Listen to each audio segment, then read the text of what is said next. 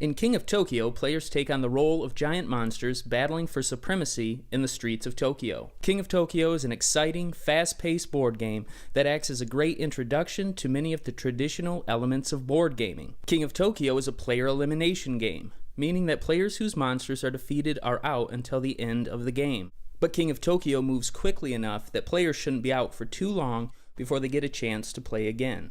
And you will want to play again. There are two paths to victory. Either be the first player to earn 20 victory points, or be the last monster standing after all other monsters' health is reduced to 0.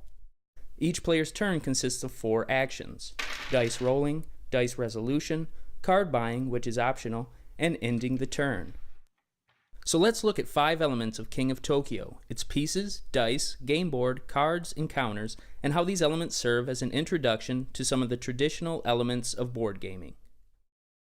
Let's start with game pieces. In many traditional board games, game pieces, also known as tokens or meeples, represent a player or character on the game board. In King of Tokyo, the game pieces are thick cardboard images of the various monsters.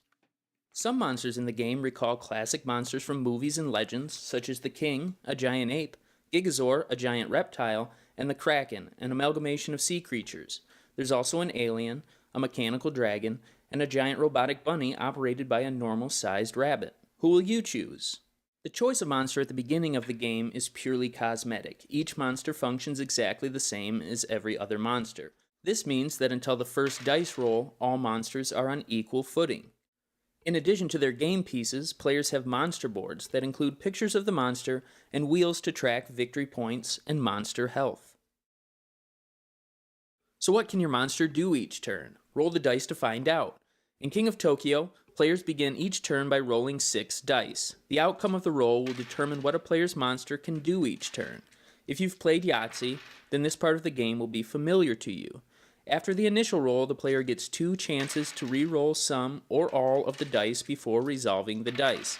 Each die has 6 symbols: numerals 1, 2, and 3, a lightning bolt, a heart, and a claw. The numbers earn victory points. The lightning bolt earns a monster energy, represented by tiny green cubes.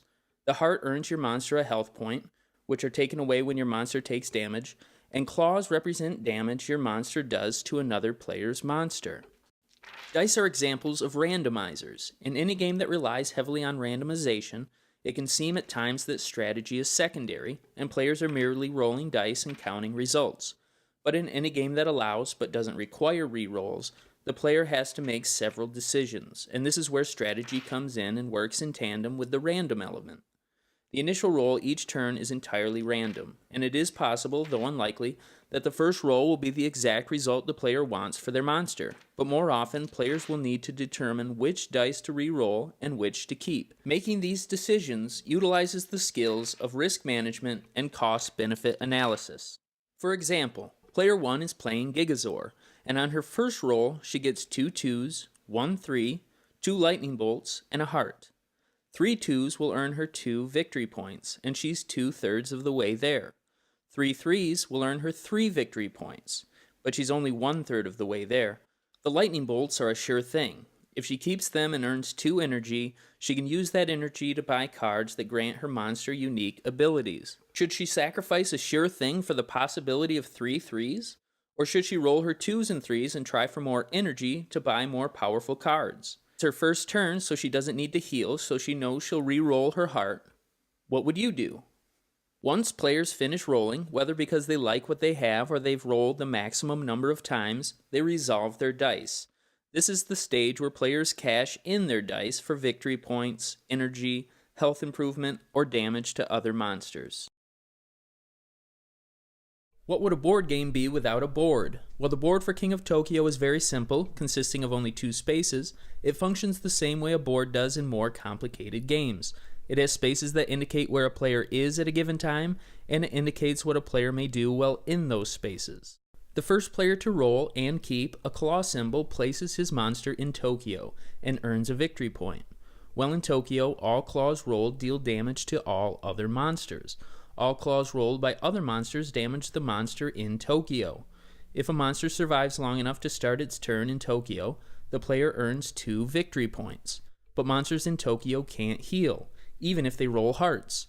Players need to be bold to earn victory points and damage their opponent's monsters, but not too brash or they won't last long. A monster in Tokyo who takes damage may choose to flee, in which case the player removes the monster from the Tokyo board. The monster who dealt damage to the fleeing monster must take its place, and a victory point. Some games are card games, some games are board games, a lot of games are both. King of Tokyo includes a deck of cards that players can purchase to earn bonuses. Cards are always played face up so that all players know what cards are available for purchase and what cards each player has purchased. Each card features an illustration of a scene in the game. The art looks like a Pixar adaptation of Topps' Dinosaur Attack cards from the 1980s and adds a lot of flavor and personality to the game. In addition to the illustration, each card features the cost and energy to purchase, how to play the card, keep or discard, and the effect of playing the card. Discard cards represent one-time events in the game and are immediately resolved upon drawing. Keep cards have ongoing effects that modifies the player's monsters and their abilities. For example, Skyscraper costs 6 energy. It is discarded once purchased, and the player who purchased it gains 4 victory points. Thematically, this can be understood as your monster destroying a building and putting it 1, or rather 4 steps closer to conquering Tokyo. Spike Tail costs 5 energy. The player keeps it, and whenever the player's monster deals damage, it deals 1 additional point. Your monster has mutated and is now more dangerous to its opponents. There are always 3 cards face up in the play area that players can purchase. When a player purchases a card, another is immediately turned face up. Players can purchase any number of cards during the card buying phase. Players may also pay 2 energy to discard all 3 and draw 3 new cards. Like dice, cards are randomizers. The cards are shuffled and no one knows what cards will be drawn next. But as with the dice, every time a card is turned up, the player has choices to make to deal with this new information. Should players save up to purchase higher cost, more powerful cards? If they do, other players may purchase lower cost cards and immediately reap the benefits. Purchasing a card may reveal an even better card that the player can afford, making it available to opponents. If you could afford the Skyscraper or Spiketail card, which would you buy? The keep card that gives you a small benefit for the entire game, or the discard card that gives you a higher bonus one time? How much energy do I have to spend? Am I poisoned? How do I know? In King of Tokyo, players keep track of these elements with counters. In King of Tokyo, energy is currency. It's what players use to buy things. Your energy is represented by tiny green cubes. Each cube is 1 point of energy. In addition to these energy cubes, King of Tokyo uses small round counters that represent ongoing effects of certain cards. For example, one keep card is called Poison Spit. When a monster with this ability deals damage to another monster, that monster's board gets a poison counter that represents ongoing damage from the attack. At the end of their turns, monsters must take 1 point of damage for every poison counter they have.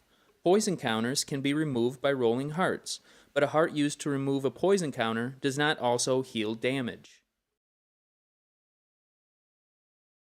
Simple, right?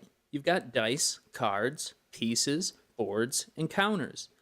Each of these different ways players interact with the game are examples of what game designers call mechanics. And while the individual mechanics of King of Tokyo may be simple, players will need to think and act strategically to achieve victory. Will players go for victory points on every roll? Or will they focus on earning energy to purchase cards that will make their monsters more powerful later in the game? Will they wait to enter Tokyo until they've earned some bonuses to attack? Or will they rush in and attack opponents who are rolling for energy? These strategic choices combine with the great art and an exciting premise to create an engaging theme that keeps players interested and invested. For these reasons, King of Tokyo is an enjoyable game in its own right, in addition to being a great way to introduce novice players to many of the traditional elements of board gaming.